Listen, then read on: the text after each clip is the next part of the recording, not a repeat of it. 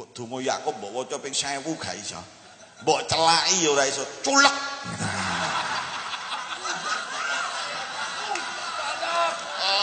Obate iku dudu celak tapi Lah sakniki niki nggone wayahe jamane wong mata alhamdulillah.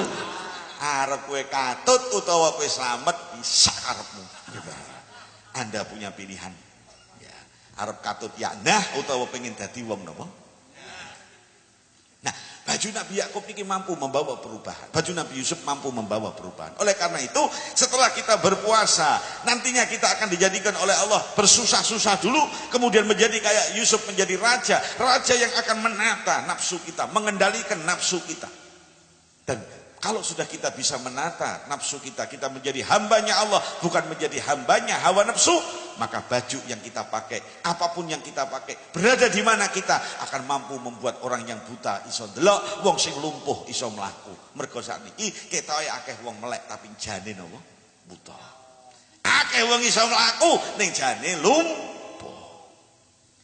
Berjalan-jalan ke mall gampang, berjalan-jalan kemana lagi gampang, tapi diundang nok masjid hayya ala sholah sikile gak iso menyang, alhamdulillah. Matanya melihat apa saja bisa, delok wong ayu iso, delok montor apik iso, delok omah apik iso, tapi melihat tetangganya yang miskin ora ketok, alhamdulillah. Tapi kalau Anda berhasil melalui Ramadan ini sebagaimana Nabi Yusuf, insya Allah baju yang Anda pakai, semua gerakan yang kita lakukan ini akan mampu untuk membawa perubahan-perubahan. Amin Allahumma. Amin Allahumma. Amin Allahumma. Kiranya itu yang bisa saya sampaikan dalam kesempatan ini. Mungkin nanti ada dialog, Cak Nur. Nanti ada dialog yang mudah-mudahan nggak apa-apa. Nanti sahur bersama juga nggak apa-apa. Yang nggak apa-apa sampean panitiane ngeluh. Tepuk tangan kehusukan dan kegembiraan untuk Habib. Saya baru malam hari ini ketemu beliau dan Allah memperjodohkan karena seluruh pemikiran-pemikiran beliau berada pada makom yang sama dan arah yang sama dengan apa yang Anda jalankan selama ini. Alhamdulillah. Saya sangat bersyukur berjumpa dengan saudara saya. Ini saya tidak tahu anaknya Nabi Yakub yang keberapa.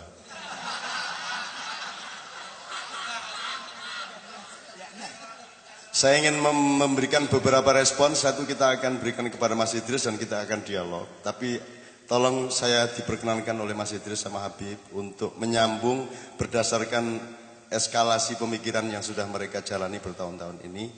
Yang pertama saya akan merespon mengenai ini tadi. Jadi poin-poin dari beliau tadi ada kalahnya Nyai Roro Kidul. Kita harus memahaminya tidak sebagai dagangan dan tidak sebagai sanepan biasa, tapi sebagai kesadaran sejarah. Karena ini sangat serius. Benar-benar ini. Soal Nyai Roro Kidul ini tenanan, ini orang nggon sindiran tok. Ini serius menyangkut Indonesia hari ini dan besok. Nomor 2, Mbah Marijan. Saya harus cerita sedikit mengenai beliau supaya Anda juga tidak memahami secara tidak jelas mengenai Mbah Marijan. Sebab selama ini Mbah Marijan sudah menunjukkan sesuatu yang sangat ideal bagi kita, tetapi tidak diperlakukan secara sepadan atas apa yang sebenarnya diberikan kualitasnya oleh beliau. Malah dirusak dengan rusuh-rusuh gue. Jane Memaricani ya karena dia tidak mungkin punya kewaspadaan modern. Dia elek-elek aku Mbak Via itu ditawani iklan ya wis buang duit gue pirang miliar. 2 hari yang lalu saya masih ditawari untuk iklan apa ya, tapi ora tega aku, ya nek dusane ora ning ya ora tega aku. Misal aku karo Mbak Via iklan gitu, jamu sido muncul lah ya mesak gitu ya. Ya karo Mbak Via apa kaya Mbak Via njuk melet kaya Sarah Azhari ngono kae njuk. Nah ya wis mesak gitu ya. Monggo nek dhek melet iki wagu banget ya. Itu dari Mbah Marijan ini sangat serius juga. Sangat serius supaya jadi ilmu kita, supaya tidak hanya jadi rerasanan, tidak hanya ya kita ba'duhum ba'du saja. No, jadi Nyai Roro Kidul, Mbah Marijan, kemudian Mbah Surip itu tidur lagi itu cermin, dia sedang membawa cermin ke hadapan kita dan itulah kita. Dan bukan kewajiban bukan kewajiban Mbah Surip untuk kemudian menerjemahkannya, mengungkapkannya dan memberi nasihat-nasihat kepada Anda, itu kewajibannya Habib. Jadi bolanya dilempar Mbah Surip, Habib menerjemahkannya itu sindiran untuk kita. Dan Mbah Surip rada rancu ya antara Mbah Marijan karo Mbah Surip iki jan rada meh-meh do. Nah, itu cukup seperti itu Mbah Surip. Dan memang di situ dia bolanya. Dia cuma lempar bola, setelah itu kewajiban pemain lain untuk melempar ke tempat lain dan seterusnya. Nah, poin yang terpenting adalah ini Ramadan, ini adalah saat yang sangat-sangat mendasar bagi semua umat Islam dan bangsa Indonesia. Kowe arep melu nah apa ya? Kan kuwi ta siji. Kowe arep moto celaan apa moto culeken? Kan gitu. Ini pertanyaan mendasar dan itu sejak awal kita omongkan tadi. Saiki arep melu sing ndi? Arep melu kekonyolan-kekonyolan yang sudah jelas akan saling menghancurkan, ataukah Anda menjadi manusia baru? Dengan kesadaran keindonesiaan yang dibawa oleh Mas Idris Sardi pada malam hari ini. Untuk menjadi Indonesia itu bisa lewat apa saja dan dimanapun Anda bekerja, temukanlah dan bangunlah Indonesia Anda. Apa di biola, apa di warung, apa dimanapun saja, temukan keindonesiaan Anda. Kalau Anda ikut Indonesian Idol, temukan Indonesia Anda. Kalau tidak bisa ketemu Indonesia Anda, ya Anda keluar dari Indonesian Idol. Sebab Indonesian Idol itu Indonesianya sebelah ngendi. Kecuali kayak cah Indonesia kalau berbahasa Indonesia. Neng lagune sak piturute segala macam disiplin industrianya itu kan Amerika semua. Oh, padahal bisa diciptakan lagu-lagu Indonesia yang orang Filipina tidak bisa menciptakan seperti itu, orang Thailand, orang Amerika tidak bisa menciptakan seperti itu, hanya orang Indonesia yang bisa menciptakan seperti itu. Itu baru disebut lagu Indonesia. Kan begitu? Anak sing digawe cacaknya lah. Akeh mbok ning Brazil ya ngono kae, lek gawe ning Australia ya ngono kae, itu berarti bukan Indonesia. Jadi itu bukan Indonesian Idol, itu American Idol berbahasa Indonesia. Tapi saya tidak membantah dan saya juga tidak mengkritik. Artinya saya juga monggo-monggo saja, tidak ada masalah. Wong menurut Habib tadi dari 45 anggota DPR yang terdakwa 44. Yang satu wis bongko pisan. Artinya kalau ngomong nggak setuju mengenai Indonesia ini ya hampir semuanya kita sudah nggak setuju. Dan nggak bisa kita terusin seperti ini. Dan kalau Anda ngikut di situ paling ya menjadi buntut. Yo suge yo ora ya seminggu ngono kuwi. Mending Anda bikin baru sama sekali. Kiai Kanjeng ini grup musik yang aneh, yang ajaib, tidak didukung media massa, tidak pernah promosi, tidak pernah punya proposal, tidak pernah ngapa-ngapain. 100% Allah yang menyuguhinya rezeki. 100%. Dan alhamdulillah Kiai Kanjeng satu-satunya grup di era ini yang keliling dunia dengan audien orang dunia, bukan orang Indonesia. Artinya kalau Kiai Kanjeng ke Mesir yang penontonnya orang Mesir. Kalau Kiai Kanjeng ke Skotlandia, penontonnya orang Skotlandia. Bukan disponsori Jarum terus ke Amerika, terus di sana yang nonton anak-anak Indonesia juga. Aku lah pindah nggon. Atau ke Korea, ke Hong Kong, grup-grup band tapi si nonton ya TKI, TKW. Ya itu bagus-bagus juga, tidak ada masalah. Cuman itu bukan prestasi internasional. Alhamdulillah saya tidak pamer, tidak apa. Hari ini Anda baca Jakarta Post sama kemarin ada 2 tulisan, 1 halaman yang kemarin dan hari ini separuh halaman. Laporan dari Australia. Tahun ini Kiai Kanjeng pentas di 6 tempat di Finlandia. Nanti habis hari raya bulan November. Dan itu sama sekali orang Indonesianya paling cuma 2 orang, 3 orang. Selebihnya orang Finlandia. Waktu di Napoli kita pentas orang Indonesia cuma 1 yang nonton, yaitu Konsul Jenderal Indonesia di sana. Yang lain adalah orang Italia. Jenderal-jenderal, dijaga PM, gubernur, wali kota, pemain-pemain sepak bola di Napoli, cuman Maradona udah nggak ada.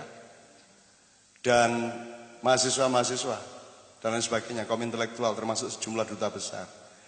Dan Kiai Kanjeng menunjukkan keindonesiaan. Kalau ke sana pentas hanya untuk seperti orkestra barat lah, terus wong kono ragumun aku pusat musik klasik di Napoli ya. Nek meng Ngono ya kuwi wong kono luwih ampuh. Ning sing disuguhi Kanjeng adalah musik Indonesia meskipun dengan penguasaan barat. Campur Afrika, campur Arab, sak piturute dijinakkan semua oleh Kiai Kanjeng. Ini rada kuwi muga-muga mlebu swarga kabeh bocah-bocah. Wah kuwi le dadi Nabi Yusuf entek-entekan kuwi. Tur ora tau dadi raja kuwi. Ini Yusufe banget dan hanya Allah yang memberi rezeki kepada mereka. Tidak masuk rumus industri, kudune lak promosi, kudune ono sponsor, ini kemana-mana tanpa sponsor. Jangan dikira kita keluar negeri 20 orang, 27 orang, 25 orang itu ada yang nyponsori. Tidak ada perusahaan yang nyponsori. Itu rezeki dari Allah. Itu rahasia saya pribadi. Kok iso tuku tiket wong semono kae nggurono ki saka ngendi duwite? Rumah samu iso apa? Wong selawe nang Eropa keliling 3 minggu. Itu kalau ndak kepandaian Novia Kolopaking golek tiket murah. Ya ta? Dan ngepaske waktune sehingga bisa diatur di seluruh 4 negara itu dengan lancar, itu semua karena Allah. Dan tidak profesional. Artinya kalau tidak profesional itu maksud saya, lho rumangsamu sing ngarep bayari kowe sapa? Emang ada grup Indonesia pergi ke luar negeri profesional dibayar karo wong Londo ngono? Ya ora ono. Itu kan harus Mick Jagger atau Sting itu untuk seperti itu. Tapi kalau grup-grup marginal seperti ini tidak mungkin bisa pentas profesional. Sehingga kalau Kiai Kanjeng tampil dengan profesional di luar negeri, ya nggak ada yang mau beli. Dan siapapun tidak ada yang mau beli. Grup apapun dari Indonesia tidak ada yang mau beli. Tapi justru karena tidak profesional itu maka dapat honor lebih banyak daripada grup profesional. Itu namanya barokah. Banyak orang cinta, banyak orang bersimpati, akhirnya mereka mohon maaf ini saya jangan ditolak, ini saya saking senengnya saya, wah mohon maaf gitu kayak duit akeh ngono kae. Wis piye meneh kepeksa diterima wis. Wis ya apa meneh. Nek orang kok berarti Allah yang marah. Itu aku yang mengirim, kenapa engkau menolak? Kan begitu kan? Dan itu benar-benar terjadi. Termasuk nanti ke Finland. Insya Allah bulan November tanggal 22 kita berangkat. Terus pentas dan yang mengundang orang Finland datang ke Jogja. Dan saya ingin sekali dolan ke pabrik Nokia. Dengan pimpinan rombongan namanya Nokia. Nah, gitu. Follow packing. Itu ya teman sekalian, oke. Itu respon saya. Nanti soal Mbak Marican khusus soal Nyero Kidul ini serius, benar-benar serius. This is about the time. Ini waktunya hadzal ajal. Hadzal ajal. Tidak ada waktu lagi setelah ini. Sekarang kita harus mengambil keputusan. Nah, respon yang pertama untuk Habib. Pertanyaan Habib kan Ramadan ini kok kowe bali gari milih kowe arep melu modar apa arep melu bangkit? Ya nah. Ya nah kuwi apik kuwi. Kata-kata yang baru saya dengar malam hari ini dan apik tenan kuwi ya nah. Ketoke engko populer ning mburi kae. Mesti ya nah. Engko bengi wis mulai nyek-nyekan ning kendaraane. Oh iki ya nah kok pancen mesti ngono kuwi. Itu copyrightnya, hak ciptanya ada pada Habib. Ya nah. Oke. Ini untuk itu Mbak Fia akan menyanyikan sebuah lagu dari Kiai Kanjeng judul Semau-maumu. Itu syairnya yaitu pilihan. Sak karepmu nek cen kowe arep kaya ngono. Sak karepmu kowe. Kata Habib tadi, sak piye mau Habib ya? Sak nganggo dhek logat Semarang enak tenan iki. Aku ra iso nirokke ya. Pokoke semaumu itu syairnya bagian Mbak Fia. Kalau memang itu maumu mencari bahagia dengan menuruti nafsu terserah kamu. Pandailah sendiri dan bodohlah sendiri modaro sak karep-karepmu. Nek diteruske cara Jawane terus kehidupan dan kematian keuntungan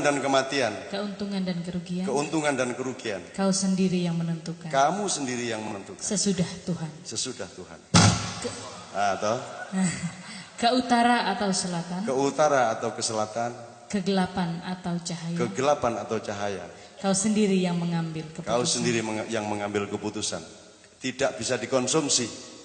Tapi kita sendiri, nyun sewu ini saya ngomong sedikit. Jadi di dalam Islam Anda sendiri yang mengislamkan diri Anda sendiri. Saya pernah cerita Rendra bicara di forum seperti ini di Jogja Habib. Dia bilang saya ini disalahpahami selama hidup saya. Saya dibilang dari Katolik masuk Islam. Terus Rendra mengatakan, saya itu tidak pernah masuk agama apapun kecuali Islam.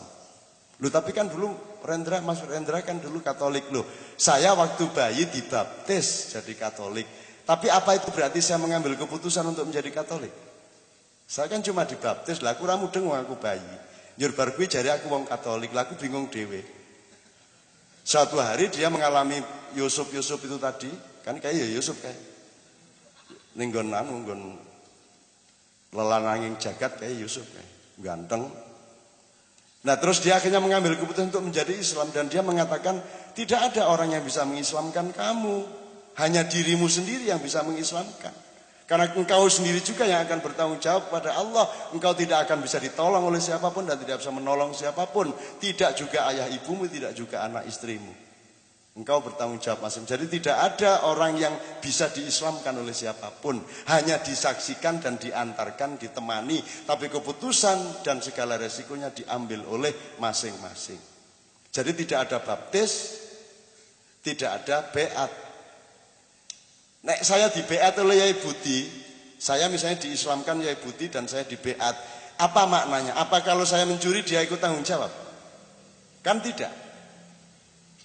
Berarti saya sendiri yang membaiat diri saya untuk menjadi muslim.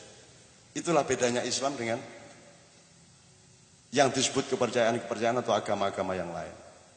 Nah terus Mbak Fia. Buat apa aku mengingatkan? Buat apa aku mengingatkan? Kalau Tuhan saja tiada engkau dengarkan. Untuk apa saya mengingatkan? Aku ora berdakwah wis suwe aku. Upama aku ngomongin iki ya ming mergo kudu menyampaikan, tapi kata-kata berdakwah di Indonesia kan sudah bukan itu toh artinya. Kok wani-wanine kowe berdakwah? Ora izin kowe dadi kiai. Wong wis terbukti kiai semono kae melu korupsi, melu rusak. Kok kowe ora izin? Ya nah. Kan begitu. Nah, maksud saya begini. Maksud saya ojo gampang-gampang kowe berdakwah. Kowe kudu mengenali persis siapa yang di depanmu, terus berbicara, bersilaturahmi, that's all, hanya itu. Tapi kalau berdakwah meneng-meneng ono copet ditangkep metu penjara, jambret meneh, ditangkep meneh, njur kowe tampil di televisi. Ini contoh orang yang tidak bertobat. Malah disyukur-syukurke. Qala Rasulullah.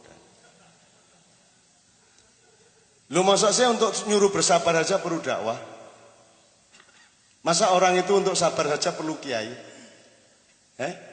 Untuk sabar lah ya iso kok deleki dhewe to ya. Lu rasa goleki ya mesti sabar-sabar dhewe to ya.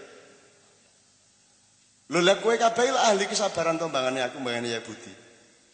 Lebih ahli Anda. Yai Budi masih punya pesantren, masih punya teman lebih banyak. Penderitaannya tidak sebesar penderitaan Anda. Jadi kalau ngomong kesabaran, Anda dong yang lebih berhak ngomong kesabaran, wong Anda sudah terbukti lebih bersabar. Profesor kesabaran, ulama kesabaran di Indonesia adalah rakyat kecil yang tertindas. Kere-kere. Kan begitu? Jadi aku rawani ngomong yang sabar ya, rawani aku.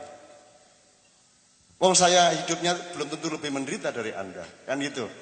Jadi berdakwah itu ada tempatnya, dan dakwah itu kan memanggil. Terus kata dakwah dai mubalik itu surah karu-karuan ning Indonesia mbuh maknane apa gitu loh. Wis mbuh maknane gak karu-karuan. Dakwah, doa, jajal kon jelaske bedane dakwah karo doa. Mulai dari kata yang sama. Terus daiyah favorit. Kuwi karepmu apa kuwi? Kuwi apa karepmu kuwi? Lah nek Gusti Allah ngendika ujibu da'watad da'i idza da'ani, kuwi sing maksud dai. Sing didai itu. Ya orang yang berdakwah. Oh kuwi dai. Dai artinya apa? Dai artinya nyeluk. Nek nang Gusti Allah ora nyeluk ning nyopo. Jadi orang berdoa, doaun itu bukan meminta. Doa itu artinya menyapa Allah, dan engkau menyapa itu akan mendapatkan hasil dari Allah berupa kasih sayang. Dan kalau Anda diizinkan untuk mendapat kasih sayangnya, maka dengan sendirinya permintaan yang belum engkau omongkan pun sudah akan dipenuhi oleh Allah. Jadi nomor satu sopon se ojo teko-teko njaluk. Saiki dolan nang ngone Habib teko-teko njaluk apa pripun Habib kabare? Kula nggih rada yakna sithik, ngono kan. Mesti engko disayang, kei rokok, kei sarapan, mesti ning teko-teko njaluk, dikeki ning karo mangkel atine. Jadi ojo gampang njaluk nang sapa-sapa. Jadi jangan punya mental pengemis. Bahkan kepada Allah perbanyaklah menyapanya. Perbanyak menyatakan cintamu, bukan meminta, karena permintaan itu akan otomatis. Meskipun ada saat-saat gue karo Gusti Allah rada manja-manja njaluk-njaluk tenan Gusti iki kebangetan dan iki jenengan duwe hamba, duwe titah ciptaan jenengan iki utange kesuwen le ra iso mbayar iki nggih. Mosok jenengan sing menciptakan kula mboten izin. Ngono kuwi ya ora apa-apa. Sosok ngomong ngono kuwi. Hehe, jan mesti ngono kae ya. Ndonga karo guyu-guyu dhewe ngono kae. Nek kula umpamane duwe anak kok utange akeh kula melu izin kula bayari lan jenengan iku lak menciptakan kula lah kula niku utange kaya ngene akeh mosok jenengan ora izin sing kan yo. Ada itu wali yang berdoa begitu, ya Allah, rumahmu ini ternyata punya utang banyak. Rumah itu maksudnya masjid. Gentengnya masih utang, semennya masih utang, kayunya masih utang. Terus dia bilang sama Allah, ya Allah, rumahmu ini ternyata punya utang banyak. Ya Allah, bayarlah hutangmu. Ya Allah, aku sebagai penjaga rumahmu malu. Apakah engkau sebagai pemilik rumah ini tidak malu? Ngono kuwi. Ning ya aja njuk bendho kowe ngono kowe kudu rada wali sik. Gitu ya, oke. Terus Mbak Fia, kalimat terakhir. Buat apa kalau Tuhan saya tidak? Kalau buat apa aku mengingatkan kalau Tuhan saja tidak engkau dengarkan? Silahkan jalan. Silahkan jalan. Hebatlah sendiri. Hebatlah sendiri. Dan konyollah sendiri. Dan konyollah sendiri. Sakarep-karepmu. Kenikmatan dan kepuasan. Kenikmatan dan kepuasan. Bukanlah pada hayal. Bukan pada khayalan. Tapi di dalam sehatnya akal pikiran. Akal pikiran. Oke. Mencari rahasia Tuhan. Mencari rahasia Tuhan. Sejatinya kebahagiaan. Sejatinya kebahagiaan. Memijakkan kaki. Memijakkan kaki. Di bumi kenyataan. Di bumi kenyataan. Lampiaskanlah semau-maumu. Lampiaskan semau-maumu. Hanyutkanlah diri sesuka-sukamu. Hanyutkan diri sesuka-sukamu. Telanlah api dunia sekenyangmu. Telanlah api dunia sekenyangmu. Culeken dewi meripatmu. Asal jangan. Sesalkan akan cepat datang mautmu. Asal jangan sesalkan akan cepat datang mautmu. Ini wong wis kesel banget kuwi dielekke ra iso-iso. Wis saiki sak karep-karepmu arep modar-modar. Itu ceritanya. Yuk, Bas masuk.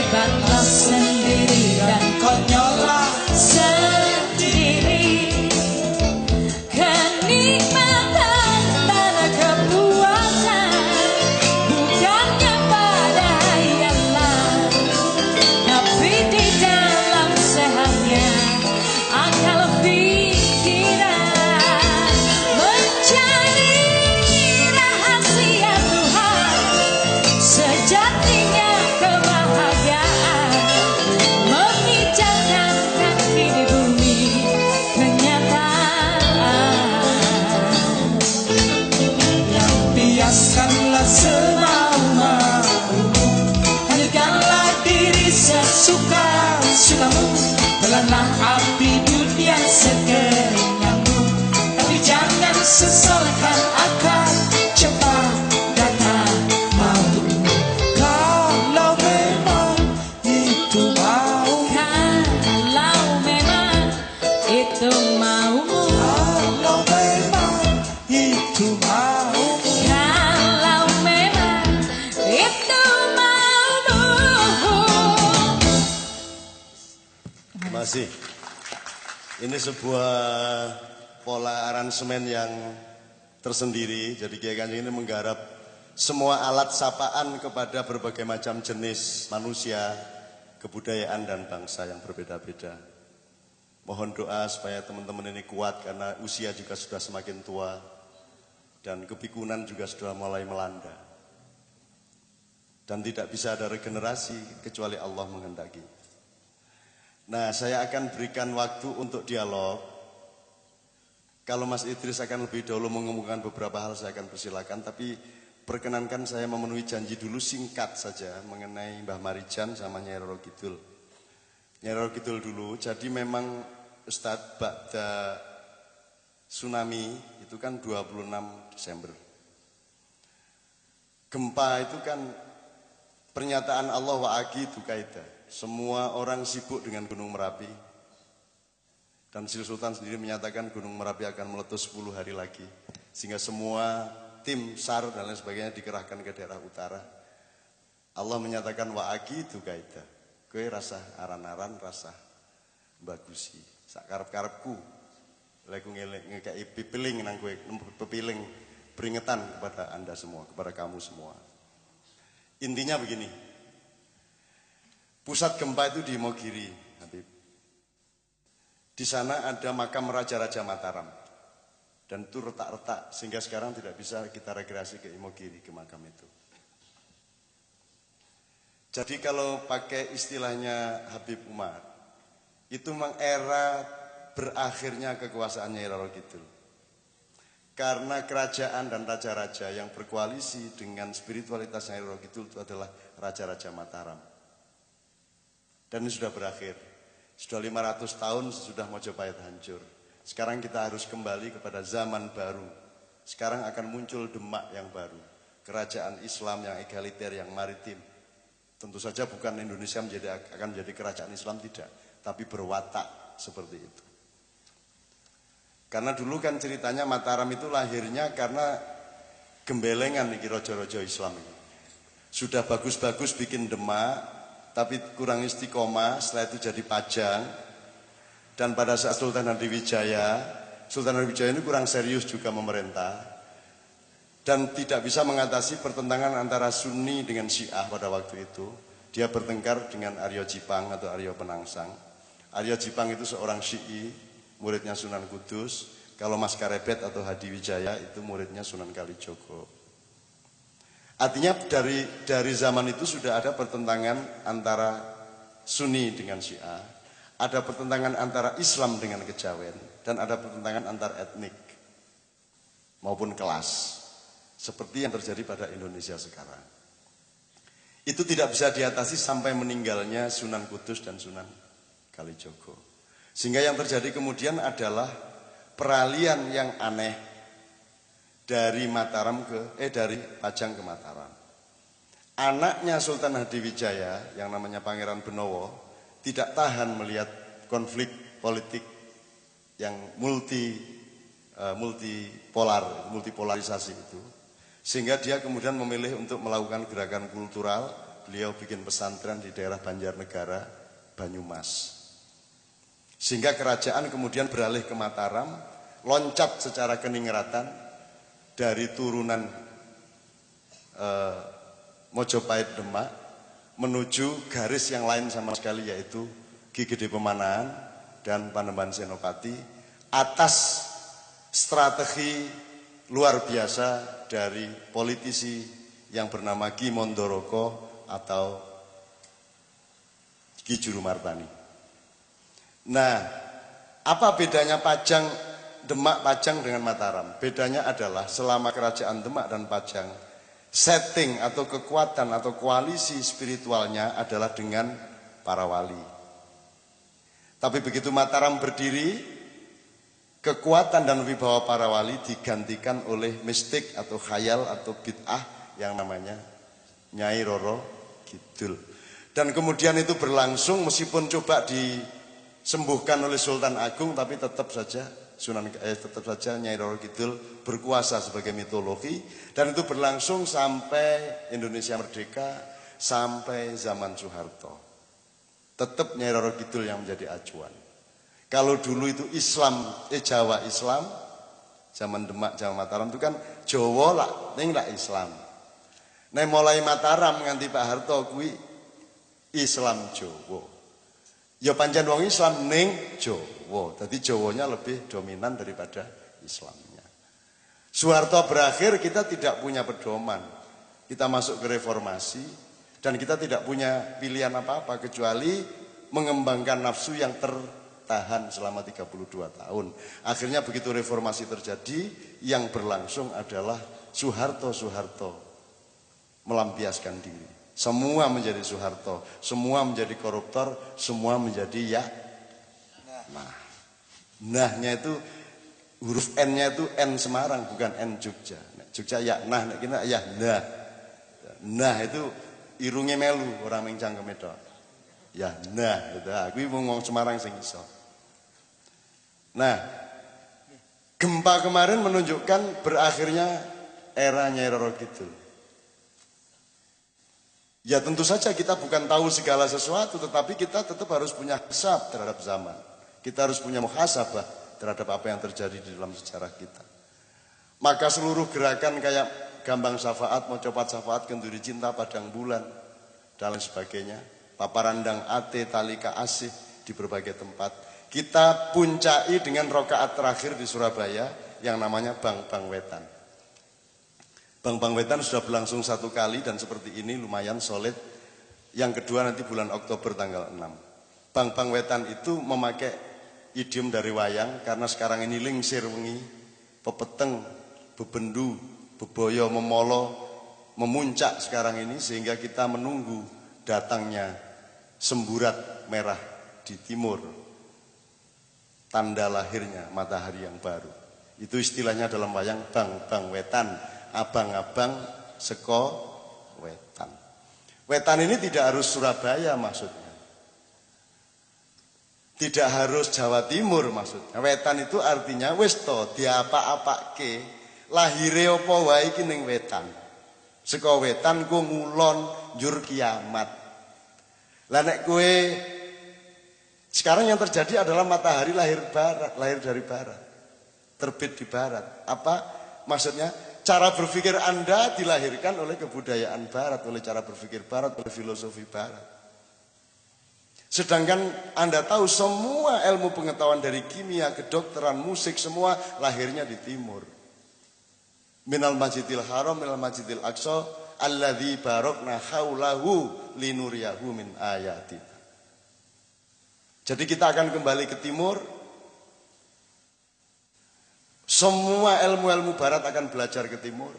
Anda tahu semua pemusik barat, di puncaknya mereka belajar kembali ke timur. Sting saja menjadi istimewa ketika pentas dengan pemusik Islam Turki, dengan pemusik India dan lain sebagainya. Mereka semua sekarang belajar ke timur. Apa yang dimaksud belajar ke timur? Belajar peradaban dan antropologi timur yang memang merupakan dasar peradaban dunia. Nomor 2, secara teknis belajar cara berpikir timur. Lihat itu gempa di Jogja. 4 hari setelah gempa tanggal 27 terjadi gempa yang lebih besar, yaitu ketika Wakil Presiden menyatakan akan memberi 30 juta kepada setiap orang yang rusak rumahnya, dan itu tidak pernah tercapai sepeser pun sampai hari ini. Itu gempa yang lebih besar. Orang Bantul sudah bangkit, tapi begitu mendengar 30 juta mereka berhenti. Tidur lagi. Dah. Gara-gara diiming-imingi 30 juta. Teman-teman sekalian. Nah, mari kita belajar sekarang ilmu timur. Kan kita sering, ya kita kan budaya timur, ngono-ngono kae lho. Tapi tidak pernah dipahami benar-benar. Nah, malam hari ini kita tegaskan kembali. Meskipun nanti setelah Anda menguasai ilmu timur, cara berpikir timur, peradaban timur untuk sampai ke barat, Ya, kalau Anda dari timur ke barat, Anda akan matang. Tapi kalau tiba-tiba Anda menjadi orang barat seperti sekarang, kesurupan, mesti mudare. Orang akan matang kalau dari timur ke barat. Wong yang sudah terlanjur di barat aja sekarang ke timur, kok Anda yang sudah enak-enak orang timur malah ke barat. Malah jadi orang barat tanpa orang timur. Bagaimana Anda menjadi orang dunia? Bagaimana Anda menjadi manusia dunia kalau tidak terlebih dahulu menjadi manusia Indonesia yang matang? Bagaimana Anda menjadi manusia Indonesia yang matang kalau Anda belum menjadi orang Jawa yang matang? Kan begitu. Bagaimana Anda menjadi orang Jawa yang matang kalau Anda tidak menjadi orang Semarang yang matang dulu? Jadi ada tahapan-tahapannya, tidak tiba-tiba kesurupan seperti Habib bilang tadi. Jadi bar tsunami oke wong kesurupan, sebenarnya sehari dulu kesurupan, cuman Gusti Allah melihat bahwa iki jo kesurupan, dadi do orang ngerti bahwa mereka kesurupan. Yadri wala yadri annahu la yadri wala yadri annahu la yadri. Gandeng wonge kesurupan ya endi ana wong kesurupan ngerti nek dhek kesurupan. Mulane dikeki tsunami, dikeki tondo-tondo wong kesurupan ben kowe ngerti nek kowe iki do kesurupan kabeh. Terus dikei Inul radhiyallahu anha. Itu Gusti Allah ngandani kowe. Mergo kowe iki bendina meng nyembah bokong, ning kowe ora sadar dikei Inul ben kowe ngerti nek kowe iki nyembah bokong. Ndase Cak Nur we regane ora 300 juta. Ya toh? Sirahe wong pinter-pinter. Muhammad Hatta sapa sing ngregani? Habibie dibuang. Jadi kepala dimurah-murahkan, dibuang-buang, pantat dijunjung-junjung. Itulah bangsa Indonesia. Apalagi kalau saya ulang ilmu sholat. Ya toh? Lho bokong kuwi kan penting banget untuk menunjukkan wudumu ki sah apa ora. Wong sing ngentut bokongmu sing diusui tangane karo raine. Apa sebabnya? Mergo sing merupakan kepribadianmu adalah display dari wajahmu, representasi dari wajahmu. Makanya wudu itu kan memelihara martabat. Janjane sing ngentut lak dudu dheke.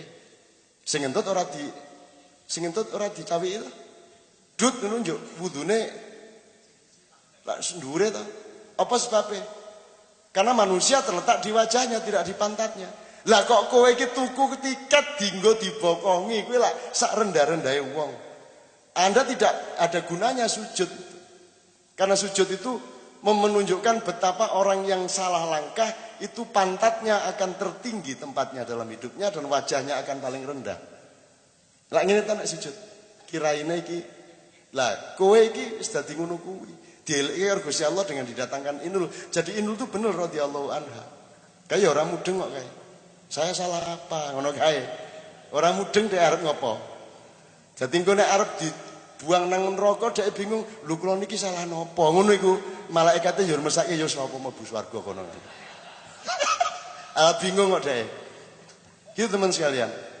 Ini sangat serius, ini sangat serius. Nah itu yang tentang Nyai Roro Kidul. Jadi sekarang minimum itu doa kita dan kita harus akhiri ini semua penyembahan pantat ini harus kita akhiri.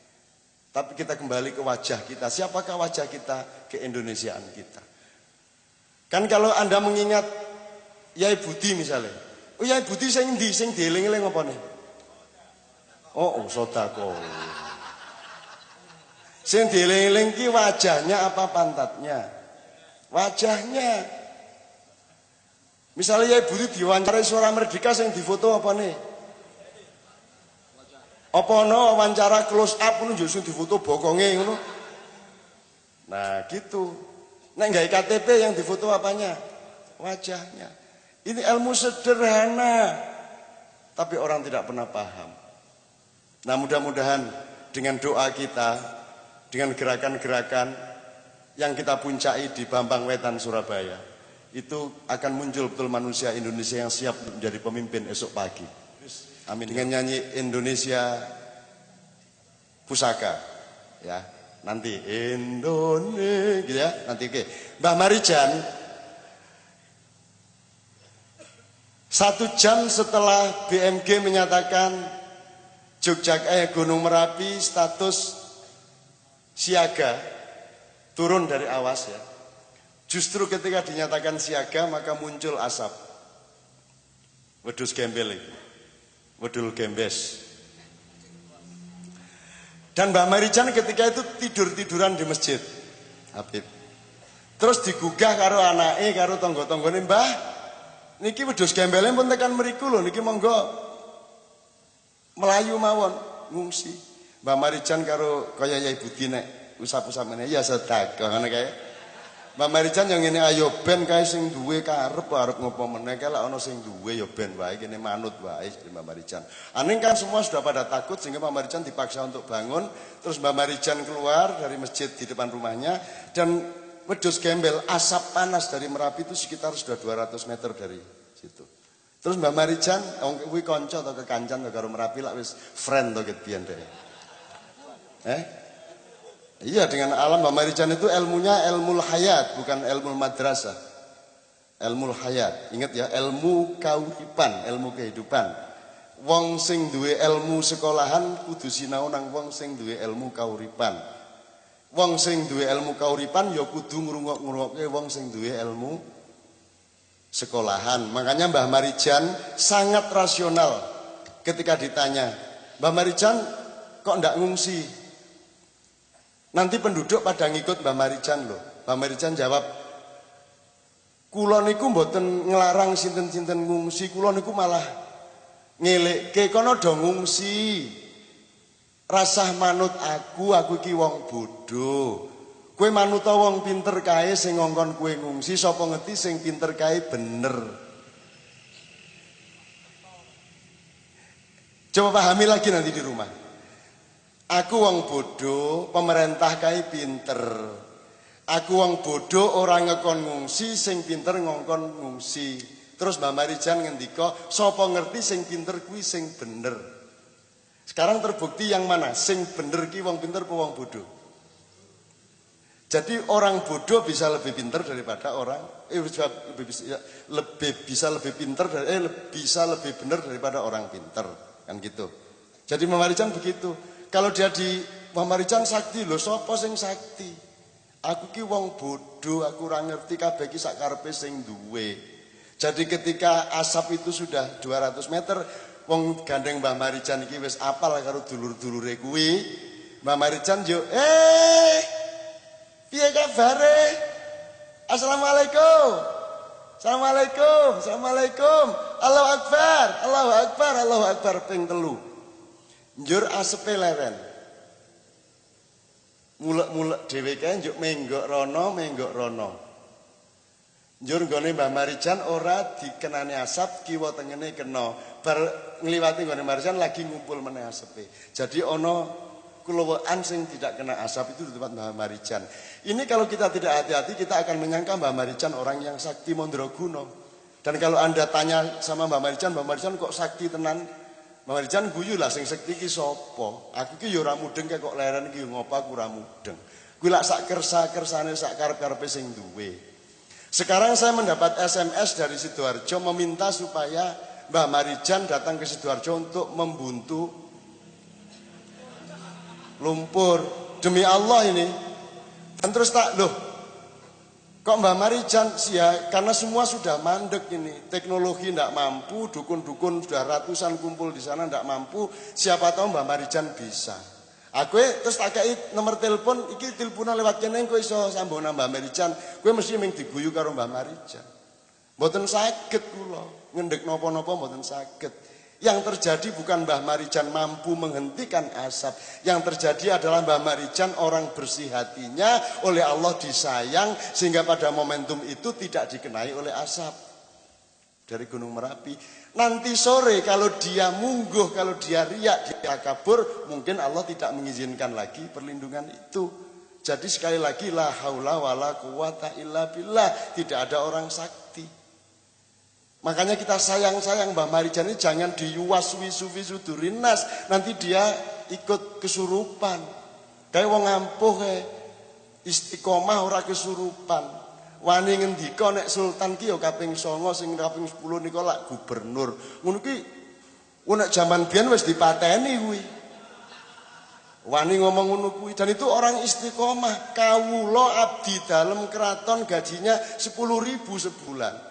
Berani ngomong seperti itu. Itu orang yang sangat mahal. Nah jangan dihancurkan hidupnya dengan iklan-iklan. Tentu saja kasihan Mbak Marijan. Mbak Marijan orang ngerti nek kuwi akibate kaya ngono kuwi. Kudune wis pokoke ana gambar Mbak Marijan wis cukup rasa dhek ruso rasa ngono kuwi. Ya memang tidak ada masalah, ndak dosa, ndak apa, cuman dari sudut martabat dan kewibawaan itu menjadi berkurang. Ya, harusnya kita jaga dong. Ya sudah kita kasih duit sebanyak-banyaknya, ndak apa-apa, tetapi kita jangan hancurkan citranya Mbak Marijan. Kuwi lho industri kuwi. Industri sembarang dihancurkan. Sholawat ning dadekke lagu. Padahal sholawat itu soal pernyataan cinta dan perilaku cinta kepada Rasulullah, bukan soal jenis lagu.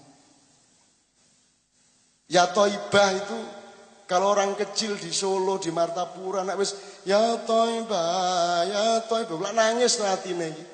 Wah, wis ya tawallayanas. Coba ayo bareng ya. Ya Thaibah, ya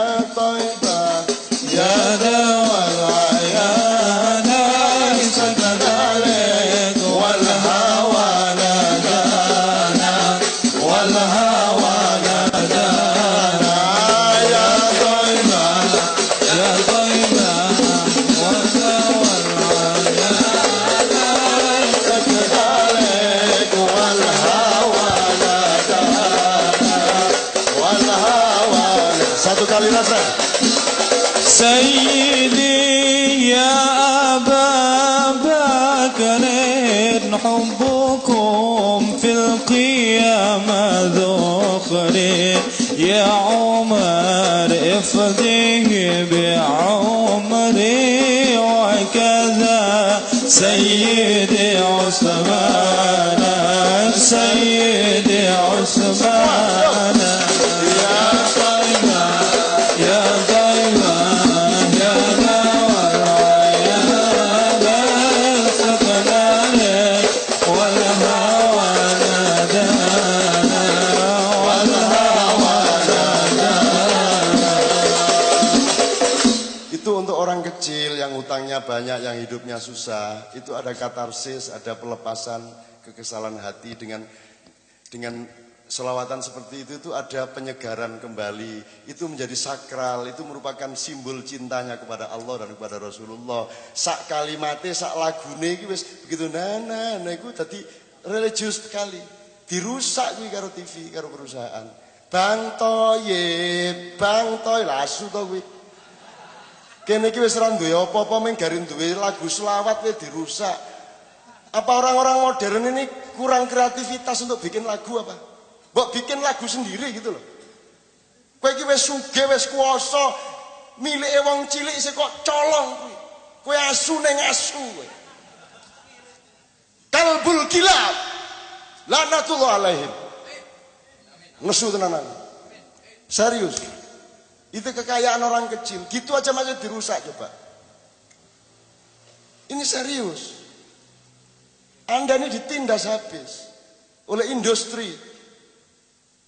Siapapun sekarang yang orang industri bilang saya ngomong seperti itu. Kucilkan aku. Buang aku. Bencilah aku. La ubali. Bahasa Jawanya gak paten. Illam takun alayya ghadabun fala ubali. Itulah pernyataan Rasulullah waktu perang Badar. Silahkan hancurkan saya, silahkan kalahkan saya, silahkan injak-injak saya, silahkan buang saya. Aku cuma minta satu, asalkan Allah tidak marah kepada saya, apapun saya akan lakukan. Ngono Mas. Dan itulah nasibnya Mas Idris. Dibuang, dibenci, hanya karena dia mau istiqomah, dia mau disiplin, dia mau tenanan, dia mau mengindonesia. Teman-temannya kesurupan. Nah, tidak Indonesia dewe. Disingkirkan dia. Nah mohon Mas Idris, ceritakan soal ini, setelah itu kita tanya jawab dengan Habib dan dengan Panjenengan. Keindonesiaan yang membuat Mas Idris mengalami berbagai macam hal. Nyun sewu Mas Idris.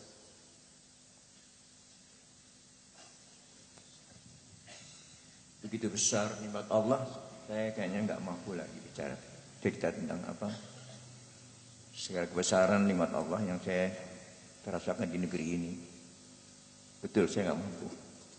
Saya hanya mampu yang dimana saya tumpahkan saya curahkan kepada permainan biola saya. Seperti yang selama ini saya lakukan. Saya sudah tidak punya air mata. Memang sudah menjadi suratan buat saya bahwa saya harus mengalami ini semua. Tapi justru saya, Kanun, teman-teman semua, justru saya bersyukur bahwa saya lahir di Indonesia, jadi anak Indonesia. Itu sangat penting buat saya. Dan itu syukur itu yang saya nikmati, syukur itu sampai saat ini. Maka saya selalu saya katakan pada siapapun bahwa saya hanya punya syukur. Pujian Tuhan yang milik Allah.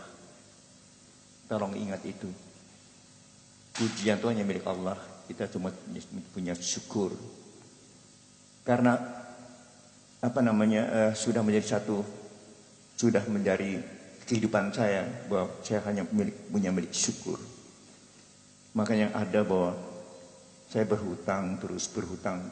Malam ini pun saya masih berhutang. Waktu saya tadi diminta Cak Nur bawa untuk ikut main bersama-sama dengan lagu-lagu yang saya belum bisa menghayatinya dengan baik. Saya tidak berani. Saya tidak mau menduga-duga bermain. Karena saya syukuri ada lagu seindah itu. Saya belum mampu. Saya harus menilai bahwa memang betul. Bagus sekali semua tadi. Saya nggak mampu, belum mampu saya untuk turut bermain untuk seperti yang diinginkan. Karena kalau saya main, saya terkebur. Yang ada, saya hanya merusak. Berarti saya tidak bersyukur bahwa lagu itu ada, lagu itu indah. Tidak sepatutnya saat ini saya main. Walaupun untuk itu bisa dikatakan saya bodoh. Nggak ada masalah bodoh. Idris itu bodoh, memang bodoh. Saya tidak punya apa-apa. Tapi saya tidak mau jadi perusak. Jadi saya mohon maaf. Untuk kali ini memang saya tidak mampu untuk mewujudkan seperti apa yang mungkin kalian harapkan. Dan apa yang tadi Cak Nun harapkan. Karena saya sangat mensyukuri bahwa saya melihat kenikmatan-kenikmatan itu. Juga Habib, saya melihat keindahan daripada bukan kata-kata. Saya nggak tahu apa itu tadi. Saya dapat banyak hari ini. Saya datang ke Semarang hanya untuk malam ini, untuk ini. Saya punya kesibukan luar biasa di Surabaya, di Jakarta, karena saya harus pindah ke Jogja. Badan saya capek, pulang pergi. Tetapi begitu Kak Nun ngajak saya 25 kalau bisa ikut sama-sama berbagi rasa di Semarang, bisa, oke. Semua anak saya khawatir. Saya jujur, tadi saya mau berangkat, saya bleeding lagi, keluar lagi darah. Saya kalau stres keluar darah. Stres kenapa? Stres. Apakah saya mampu mewujudkan keinginan semua saudara-saudara termasuk Kanjeng untuk main sebaik mungkin? Saya tahu tidak mampu. Tidak mampu itu saya tahu mengecewakan. Saya stres. Stres saya di situ. Saya tahu saya mengecewakan. Tadi saya keluar darah banyak.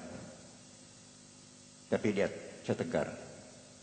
Karena saya tahu ada kasih sayang yang saya rasakan di malam ini yang luar biasa dari Habib yang tidak kenal saya. Saya dielulukan, malu saya dengarnya karena itu semua bukan saya. Yang main bukan saya dimainkan Allah. Karena saya dimainkan Allah, sekarang saya sudah berjanji bahwa saya akan membayar hutang-hutang itu makin banyak. Malam ini makin banyak lagi hutang saya. Dan semua itu karena negeri ini. Karena negeri inilah saya jadi begini. Dengan segala macam kekurangannya. Jadi segala macam apa yang saya mau. Saya dimaki. Saya difitnah. Saudara tahu, demi Allah, sebetulnya saya tidak ada di negeri ini sekarang. Tidak.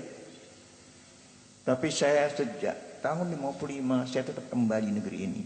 55 saya sudah ke Eropa. Saya kembali ke negeri ini. Justru waktu di Eropa itulah saya mengenal namanya lagu Turang, nama lagunya Pisau Surit, yang tadinya saya nggak tahu. Dan di sana justru dengan lagu-lagu itu saya mendapat pujian. Sampai mereka bilang, sampai waktu saya mau bilang mau pulang ke Jakarta, mereka nangis. Nangis mereka. Mereka bukan bangsa saya. Tahu Pisau Surit? Belum tahu kan? Saya tahu Pisau Surit, tahu Patah Hati itu justru di negeri orang. Dari orang-orang Indonesia yang juga cinta pada Indonesia. Izinkan saya mainkan Pisau Surit sebentar.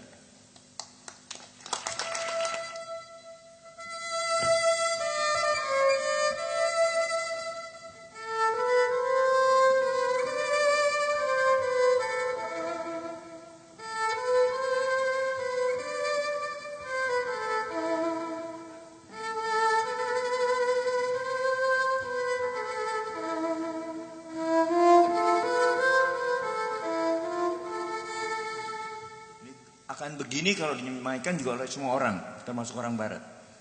Tapi begitu pakai ruh kita,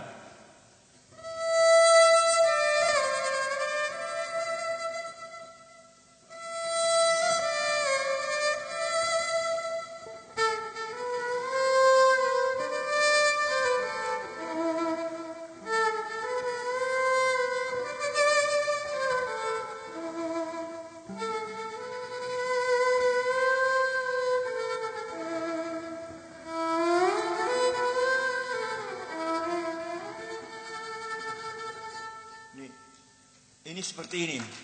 Apa namanya Pisau Surit, lagu dari tempat Tapanuli, ya Karo.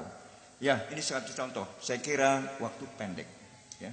Saya tidak bisa berlanjut, tapi dengan waktu pendek ini saya kira ini berarti ada tanda untuk lain kali. Amin ya rabbal alamin. Saya kira intinya, semangatnya, rohnya, substansinya sudah masuk ke dalam hati dan pikiran kita, dan teman-teman akan meneruskan lagu dan semangat itu dalam kehidupan masing-masing. Sekarang berdiri semua. Mas Idris yang menentukan kuncinya apa. Indonesia Pusaka bareng-bareng. Bismillahirrahmanirrahim. Akan memenangkan pertarungan di dalam zaman di mana Allah menjadi raja. Ya, monggo Mas Idris.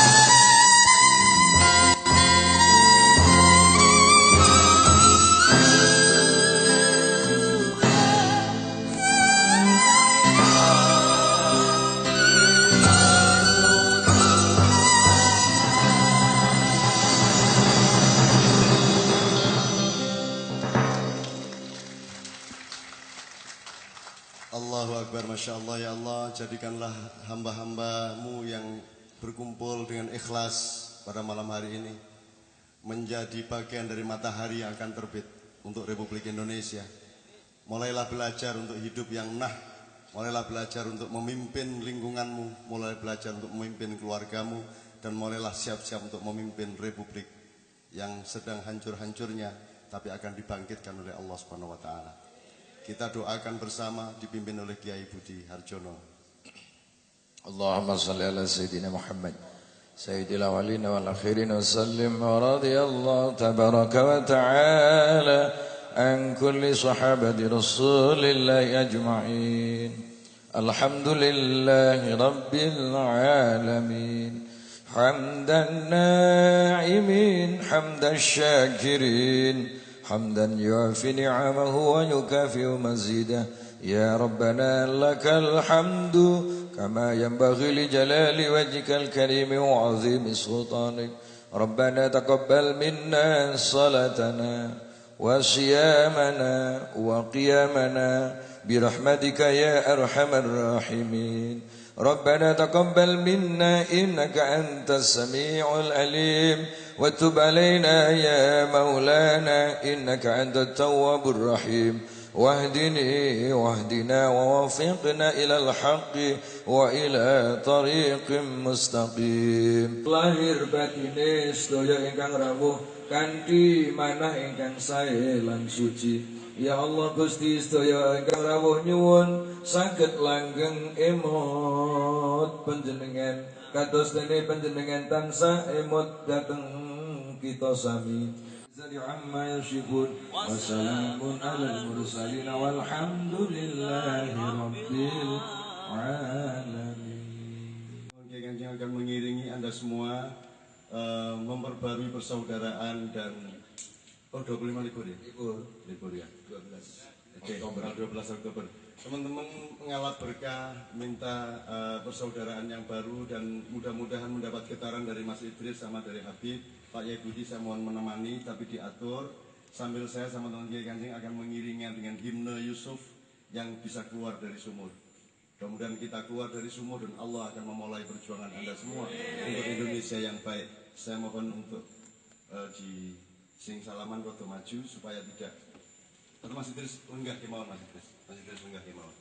Bismillah. Ya.